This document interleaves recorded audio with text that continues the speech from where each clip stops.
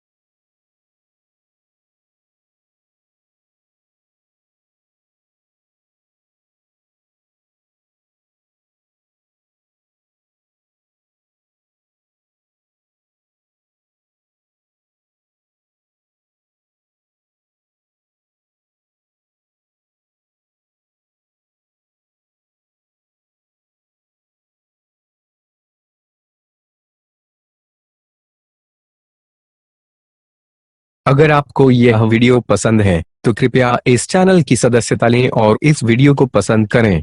अगर आपके पास वीडियो के लिए कोई सुझाव है तो कृपया टिप्पणी करें।